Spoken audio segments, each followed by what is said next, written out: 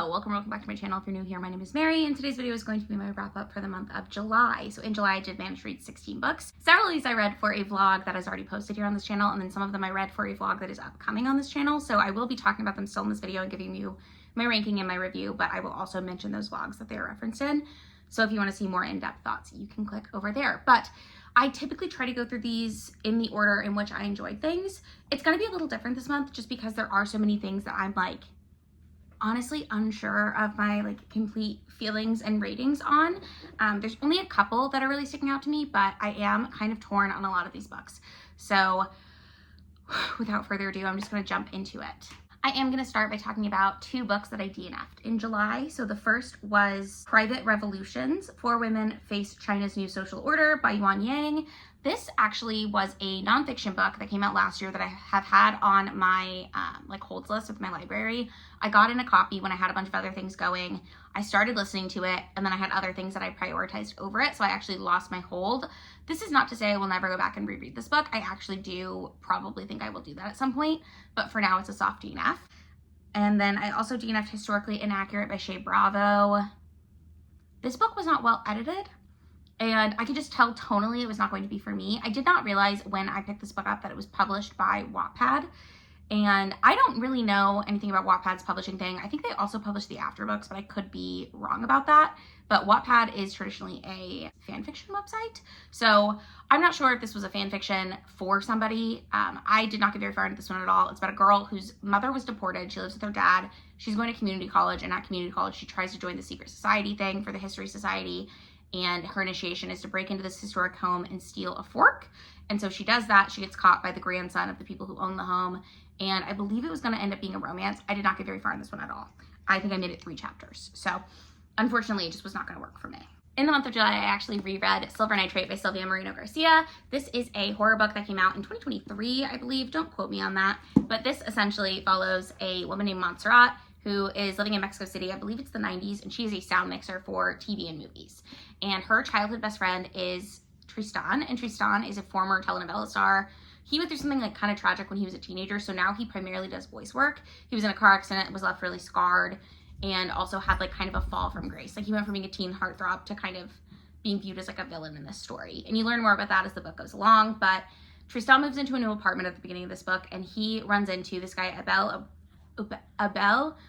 Urrero. I can't for the life of me remember how that last name is pronounced. I listened to this and read it at the same time this time when I read it. Abel is a former cult classic horror film director from Mexico City, and he has not been active in several years. Tristan recognizes him and is like, oh my God, me and my friend Montserrat were obsessed with you growing up. And so the guy invites them over for dinner, and at dinner he tells them about this movie that he was trying to make, but he never finished it because the sound mixing wasn't done.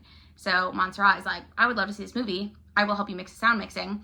And the plot sort of goes from there. It ends up being about occultism and rituals, and it's really good. I really love this book. I don't know that it's gotten as many rave reviews as another Silvia Moreno Garcia book, Mexican Gothic, which I actually read this month as well, so I will be talking about that in a bit.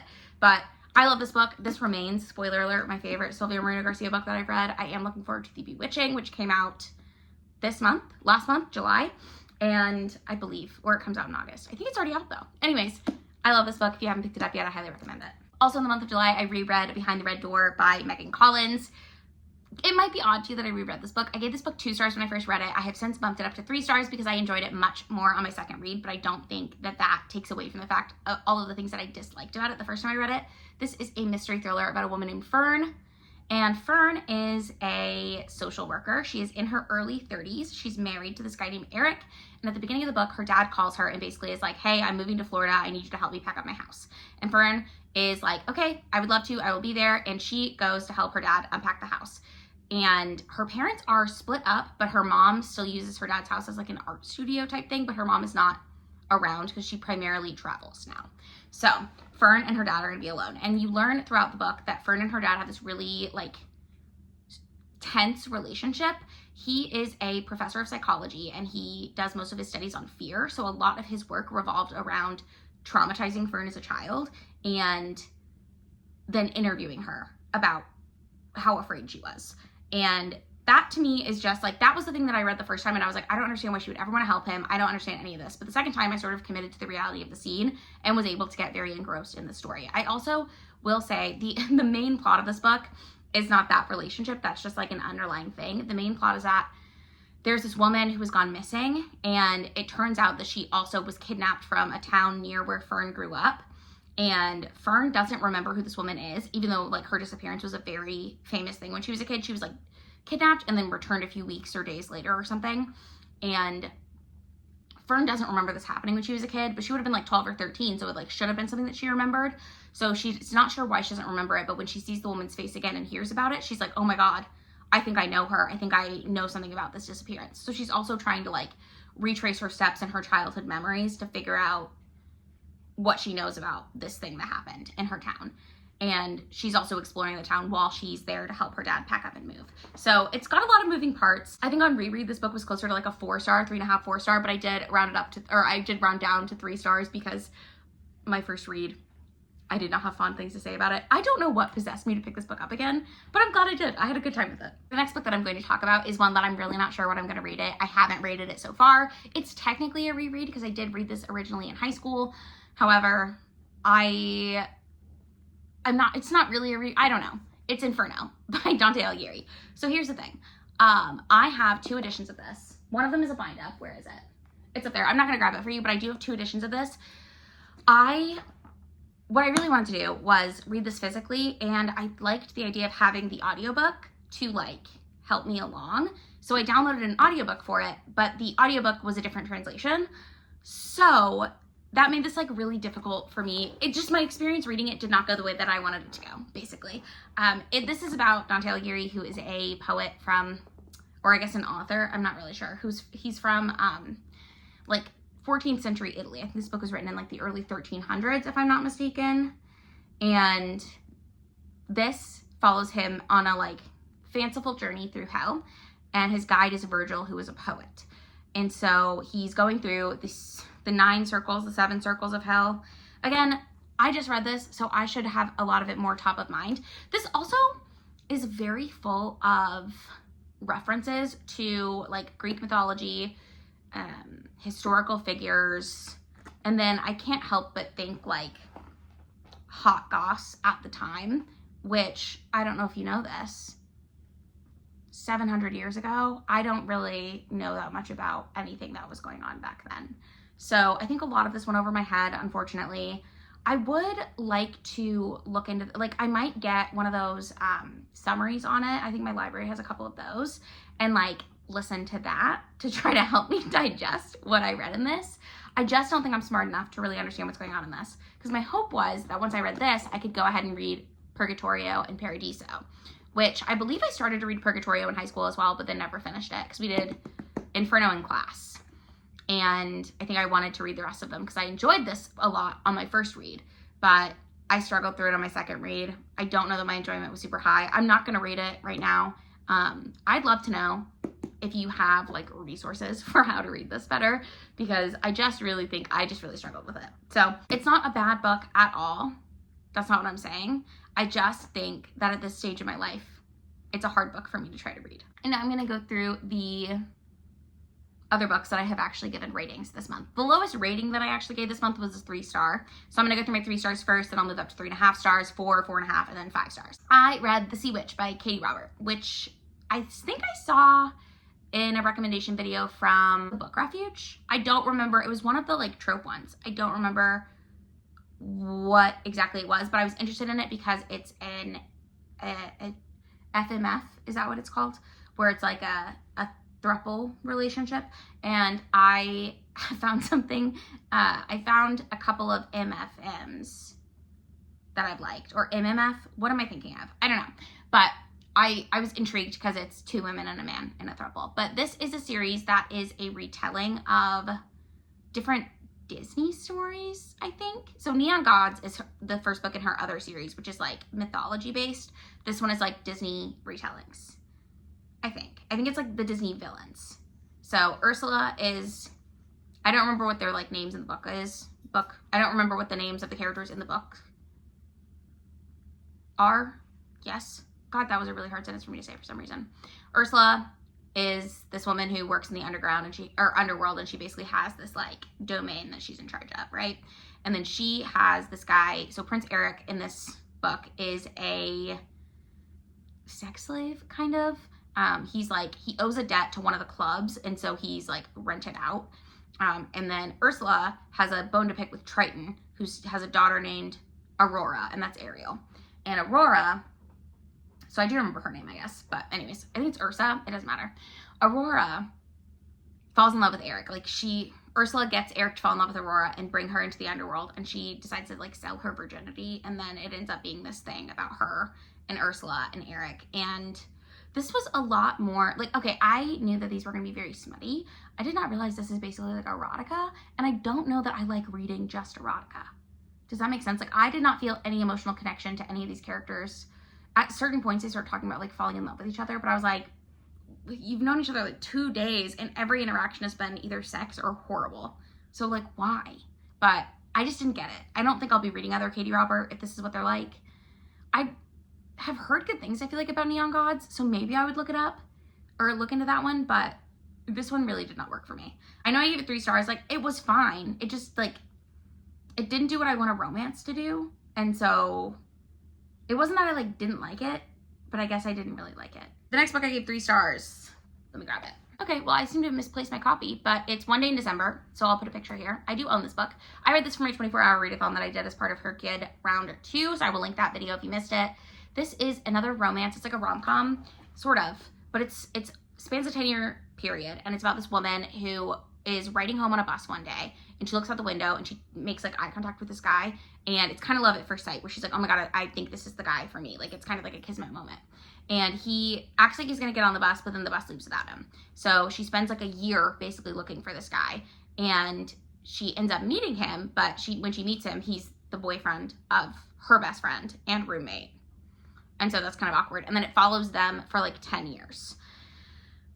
This book was difficult for me to read. So I liked parts of it. I didn't like parts of it. I'll link the video where I talk about this more in depth because I'm not really remembering. I remember things that happened. I don't remember how I articulated it in a way that made sense. And maybe I didn't.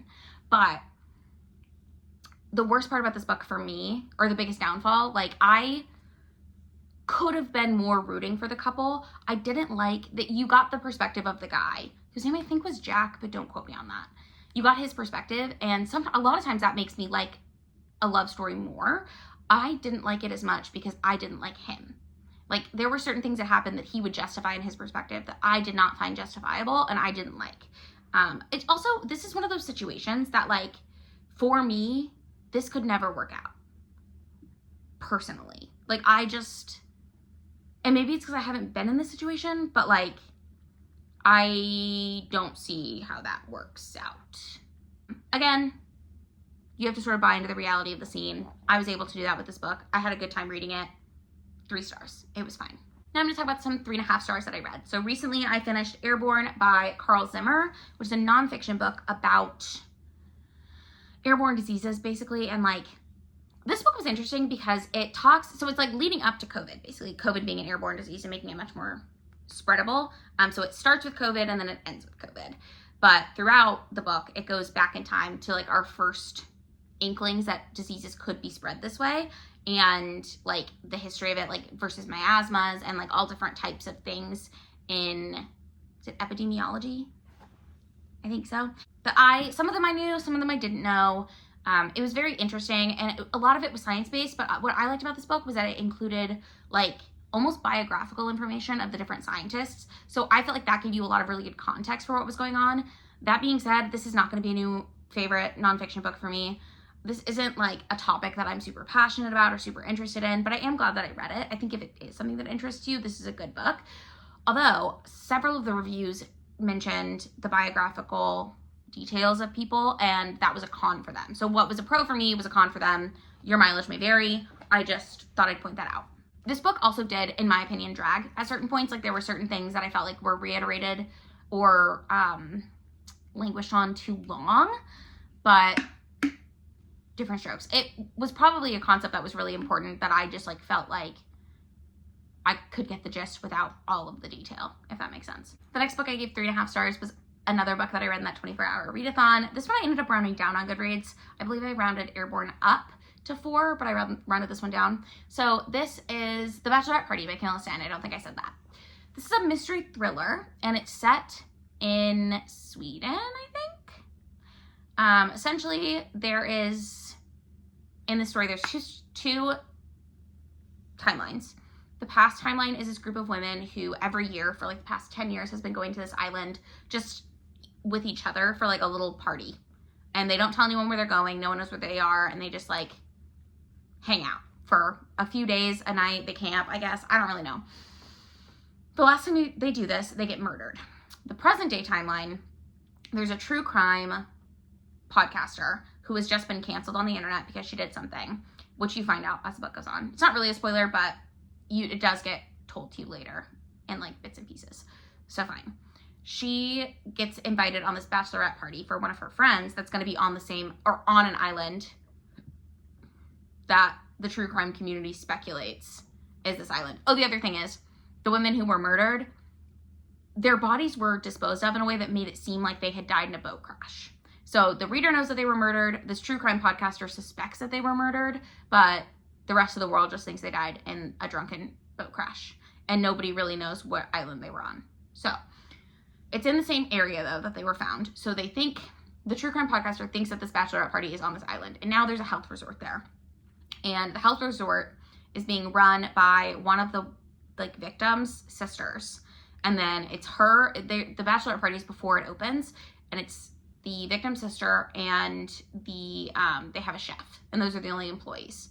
And then it seems like whatever happened to the women originally is repeating itself on this island. So I hope that doesn't give anything. I don't think that gives anything away. I think that's basically the gist of it. I liked this book. I had a big problem with the motive of the who it was. I did like the way that the connections were made. I just like overall don't think this is a new favorite. I'm not sure that this is one that I'm going to be thinking about a lot, and I don't necessarily think it's like a must read. But, you know, if you want like a popcorn thriller, I think it was good. So there, your mileage may vary. Another book that I gave 3.5 stars and I'm kind of disappointed with, honestly. Like, I didn't dislike this book, but I think because I loved book 1 so much, I was disappointed in book 2, and that is Two Twisted Crowns by Rachel Gillig. This is a sequel to One Dark Window. It's the final book in the duology. So One Dark Window follows, how do I even describe it? So it's like this one girl, and she has this like special ability. I guess I should explain the world first because that'll make more sense. So this is a world where the magic system is based on like these cards. So there's, I think, 12 cards that have different abilities, and that's like legal magic. And then there are certain people who have extra abilities, and they usually get sick with this fever, and then they're left with these abilities, and that's illegal. You're not allowed to have that. So they like to either put them in jail or kill them. Our main character had a fever when she was little. Her parents hid it from the government. She pretended not to have powers when she got out of it. She actually does have this power. And so she's just been living as normally as she can, but her power is that she absorbs whatever's in the cards. So she touched this one card, and now she has this thing living inside of her. I think they refer to it as like a devil. You find out eventually what it is, but I'm trying not to spoil it by saying what it is. So she has this thing inside of her, and he's like always talking in the back of her mind, which I always thought was very fun. Okay. And then there's kind of a like romance subplot with her and this other guy. So she ends up meeting these other people who also have these abilities, like different abilities, not the same as her, but like different abilities that they're not supposed to have. And for whatever reason, they need to unite this deck. If they get all the cards, then something happens. I'm not telling you because I think it's a spoiler. I'm telling you because, or I'm not telling you because I think it's a spoiler. I'm not telling you because I don't remember. Okay, so there's that.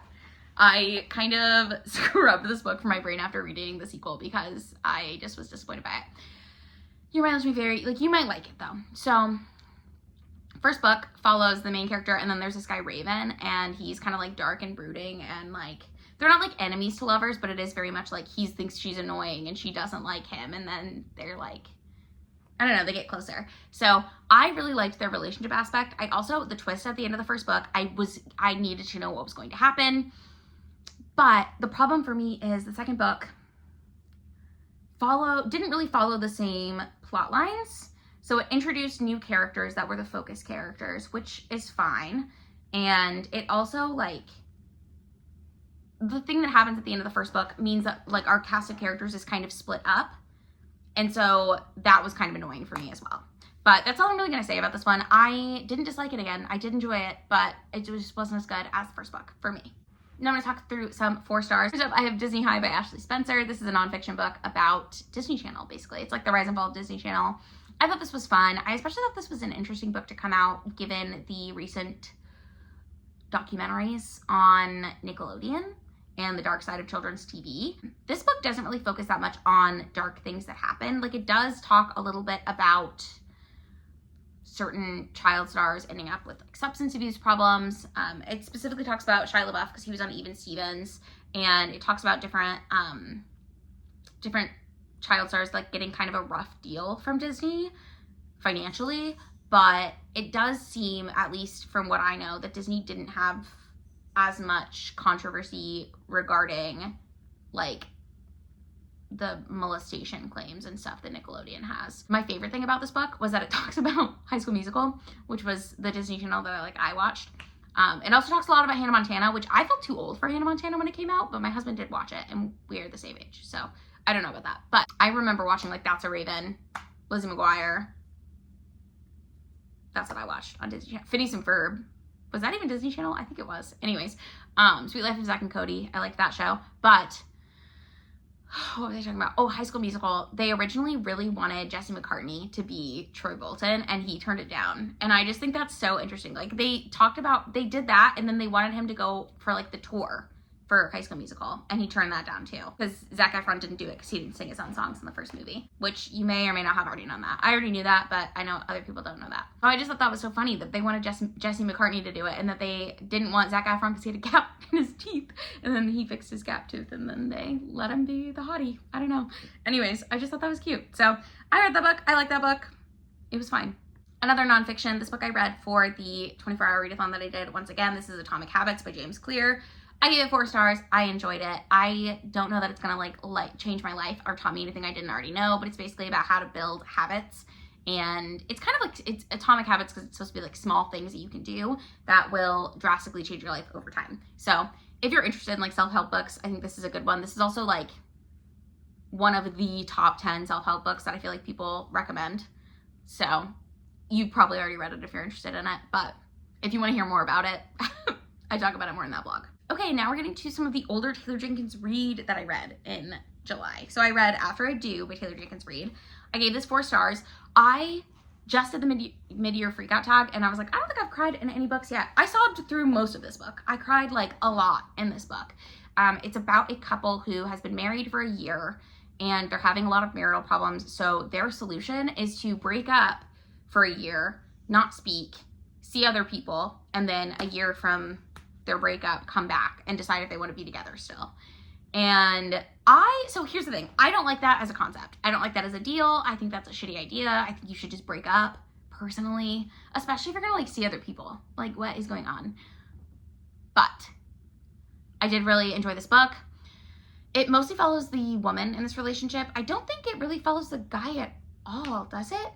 Oh no, it doesn't, because you don't really know what he's doing. It's like her going through this grieving process of her marriage potentially ending, her having like family issues. Like she's got a brother and a sister and a mom and a grandma. And it's about like her family dynamics with them. It's about her reconnecting with friends. It's about her reconnecting with her job, rekindling some romances in general, or like getting back out there in the dating world. And I just thought it was like, that part of the book was really interesting to me.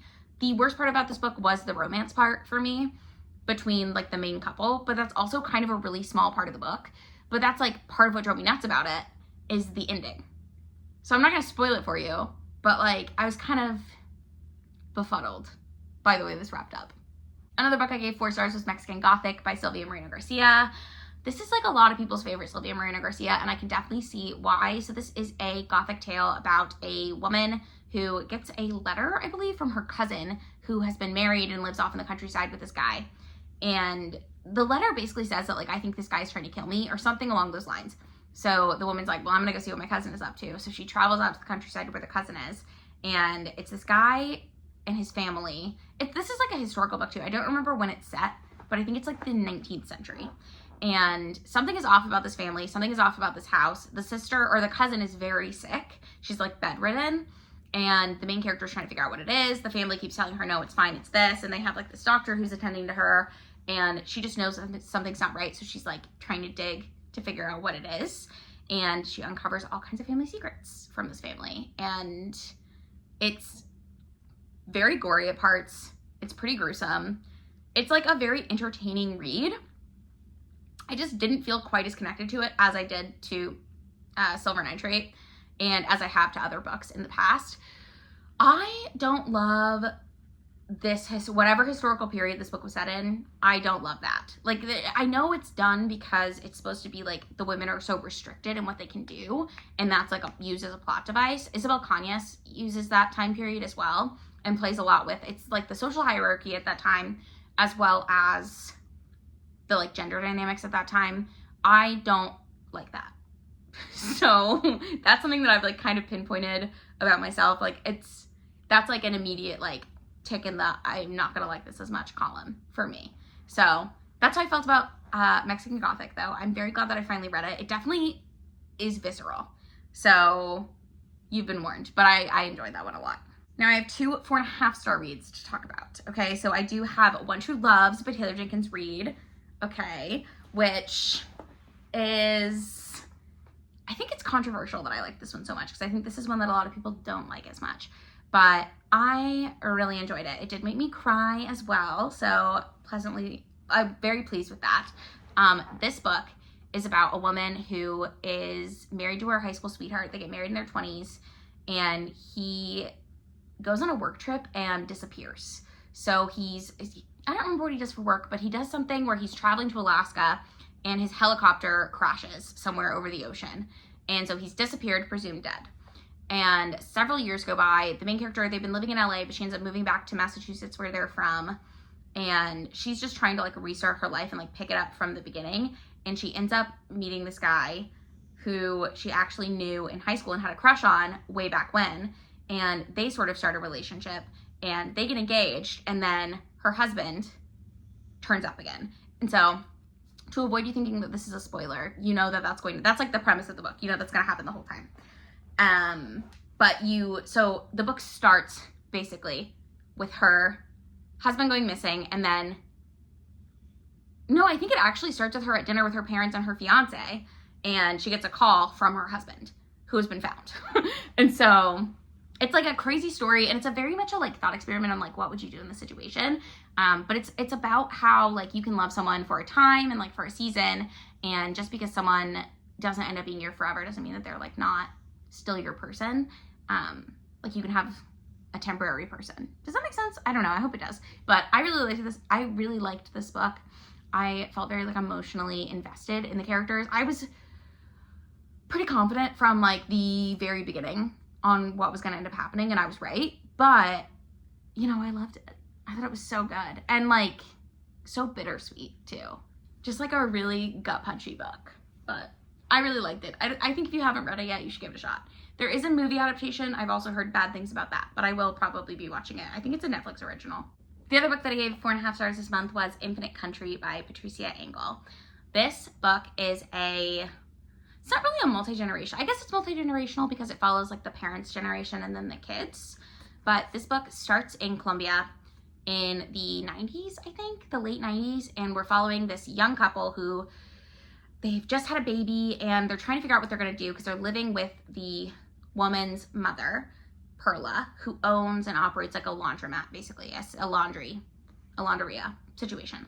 And they decide that there's going to be more opportunity for them if they go to the US for like 6 months. They're going to get a visa. They're going to go to the US for a couple months. They're going to work and save a bunch of money, and then they're going to be able to go back to Colombia and invest that money and do something with their lives besides just being poor in Colombia. So they do this, and then they get to the US and they decide that it's actually better to overstay their visa than to leave.